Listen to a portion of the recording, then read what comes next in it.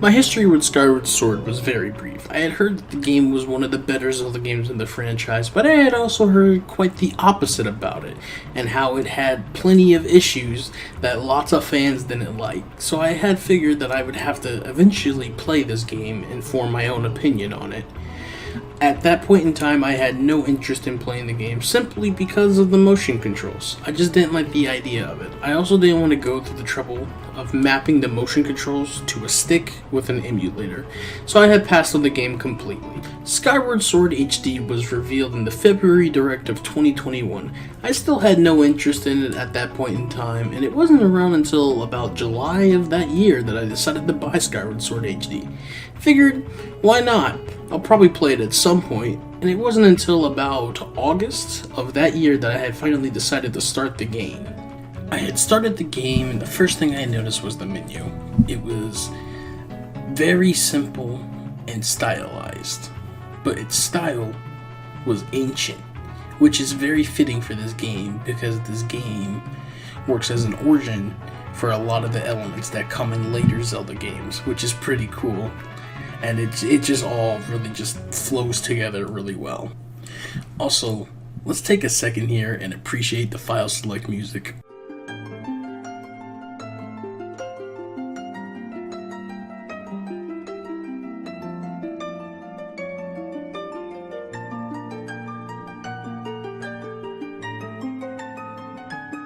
Getting past the file select in any Zelda game is always a challenge. Anyway, the game starts out by Link waking up as usual, even though this game serves as an origin of sorts for the series, by introducing the Master Sword and other things.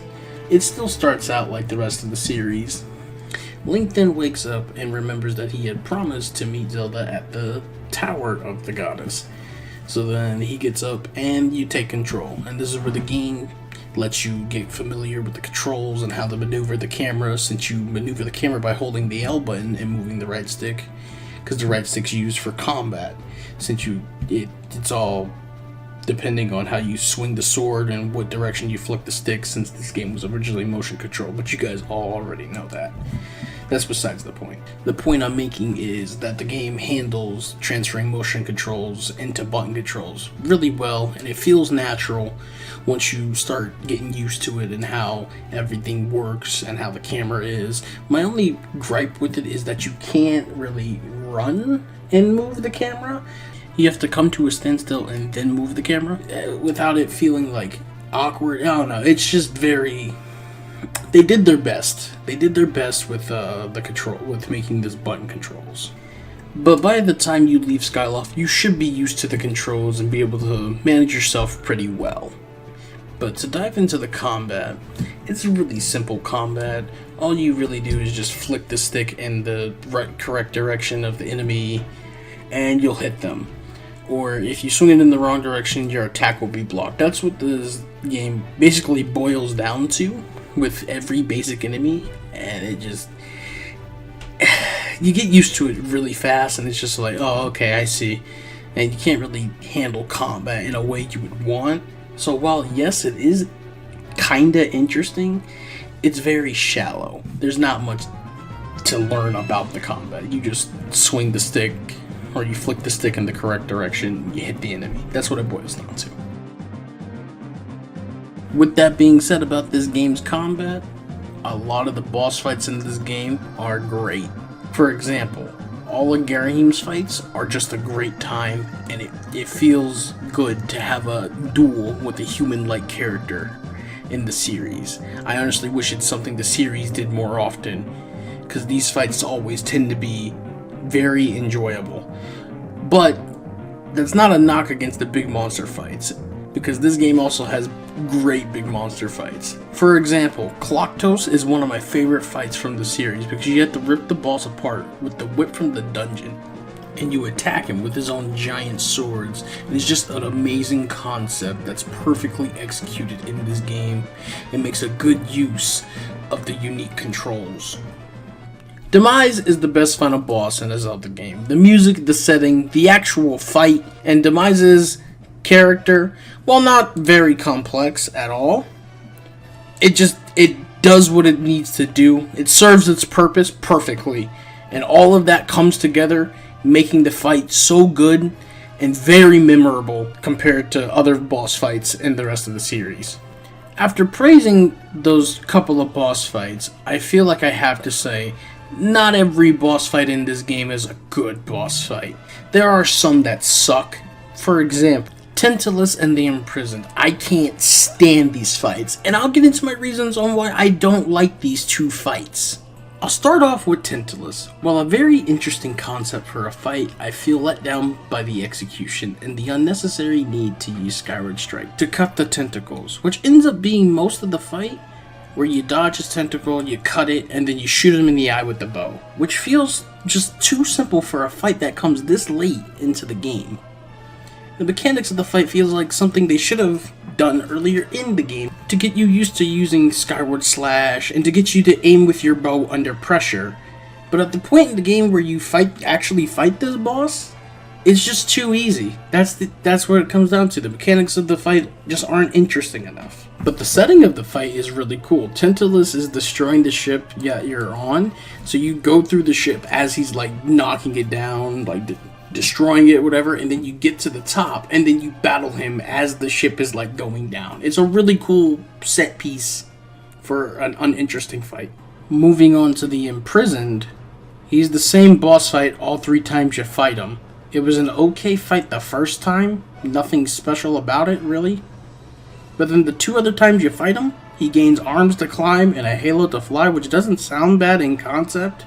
If all those ideas were used in one fight, it would add to the tension of the fight way more, because the opponent is constantly evolving and getting faster and faster, climbing up to the temple, and you've got to stop him, so you've got to get faster and faster along with him and figure out how to stop his new ways of maneuvering. It just makes for a way better fight instead of having to do the same thing 3 times for 3 separate fights. It's very repetitive and uninteresting, and I actually had to do it for 6 separate fights because you gotta fight this guy 3 more times if you want to do the boss rush to get the Hylian shield. It's just very annoying. The next thing I want to talk about is the environments and dungeons. The game is broken up into 4 sections: the Sky, Skyloft, Pharaon Woods, Elden Volcano, and Lananru Desert. The first one I'd like to talk about is the Sky. The Sky is pretty bare, if I'm going to be honest, with some rewards that are unlocked by finding the goddess cubes that are hidden on the surface. But that's pretty much it, besides a few other things. There's not much to it. Besides Skyloft, which is a fun area to explore, even though it's not that big, the characters in Skyloft are somewhat interesting to talk to. The side quests are serviceable enough to invest in doing for the rewards. The first area you go to after you leave Skyloft is Pharaon Woods, which serves as the typical forest area, but it is interesting enough to explore for the most part. Eventually you get to the Skyview Temple after doing some exploring. The temple is a fun first dungeon that doesn't do anything too challenging. This isn't a problem though, and it's probably best for a first dungeon to not be too challenging as to not put off new players. The first dungeon also has a great boss fight too. It's the first fight with Garahim, but I had already talked about how much I enjoyed the Garahim fights earlier. While I didn't go into too much detail, I find all of his fights very enjoyable. But the first fight is pretty easy. The fight just basically serves as a test for how much you understand the combat and how to counter certain situations, as in where to swing your sword and stuff like that. It's a great first boss for the game, and like I said, I really enjoyed the 1v1 fights with a human-like character. Moving on to the next area, the Elden Volcano. Elden Volcano is a decent-sized area with a unique way of maneuvering around it, in this game at least. You have to traverse the area while avoiding pools of lava, which are abundant here. Wooden shields are a no-go in the area because of the fire-type enemies who will burn it when you block their attacks. So if you need to get a shield here, you're best off with the metal one. The game does this later on too with the opposite role, where you have to use a wooden shield instead of a metal shield, since the enemies have like electrical attacks and you'll get shocked for using a metal shield. But anyways, back to Elden Volcano. Eventually, you will come to a giant door to go inside the cave. After figuring out this light puzzle, the door will open. Pretty simple stuff. Inside it is the second dungeon of the game, which has pretty cool elements going on. For example, there's a point in the dungeon where you have to roll on a ball to get past lava. It was a bit weird to control at first, but you get used to it pretty quickly. Of course, there's more to the dungeon than that, but that was pretty much the highlight of the dungeon for me. The boss isn't anything special at all either. The boss is Skyward, which is a giant boulder with lava on the inside. The goal of the fight is to roll bombs down at him while he's climbing the slope, and after hitting him with the bombs, you run down and hit him in the eye, rinse and repeat the whole fight. Not a bad idea for the fight, but pretty basic overall. I wish there was more going on in the fight. Like, for example, having him transform throughout the fight, and like turn into a complete lava monster instead of remaining as a boulder with lava limbs. You know, something like that to spice it up and give it a bit more oomph. Because what we got now is just a pretty basic fight, which I guess that works for a second dungeon. I just would have liked to see a little bit more.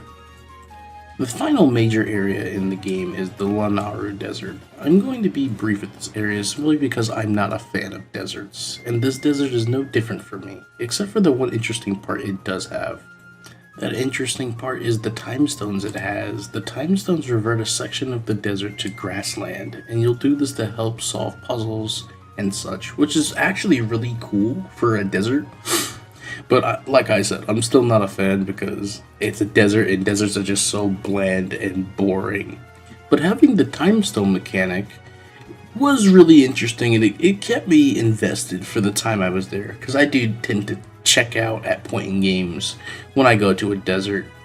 I don't really remember the desert's dungeon. It's just not memorable to me. I'd have to replay the game to like actually have it in my memory.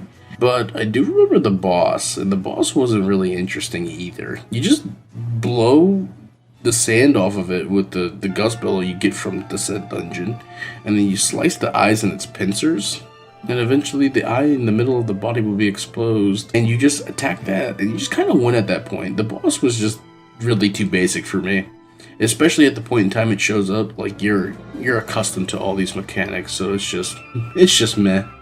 I have to say, this game does do one thing that's very annoying, and I've noticed other Zelda games have done it too, and I can't stand it when it happens. And it's just the overly long end section of the game. Like, they're just padding the game out at that point, because they have you return to the 3 big areas of the game to go get these music notes for this song, even though you should have just gotten the song after you completed the areas the first 3 times. There was no need to pad this game out the way they did, and it just overall worsened the experience, and it was just so annoying having to return to all these areas and do this pointless quest that shouldn't even exist at that point in the game. Wind Waker did it too, and it was horrible there, and I just can't stand on like why they feel the need to do this. The game was already long enough. You don't need to pad it. Padding it just makes a game worse. Like, it doesn't make sense to me. Why? It was so good up until this point in the game, because I had to go and revisit these areas I've already been to, and I'm just grabbing music notes. Like, I just don't get it. I don't get it. Skyward Sword is a fun game that has its issues. I enjoyed my time with it. If you are still interested in playing it after this video, I'd suggest picking it up. It is a really good time in preparation for the next big Zelda game, Tears of the Kingdom. I'd like to thank you guys for sticking around to the end. I've got an announcement to make. I'm going to try and make more videos like this in the future. I have a few ideas on what games I want to cover. I just figured I'd do Skyward Sword first, because it was a game that got me thinking after I beat it, and I wanted to put my thoughts out there about it. And now I'm not sure what game I'll be doing next, but I should have a video out about it within a month or so from now. So I'll see you guys then.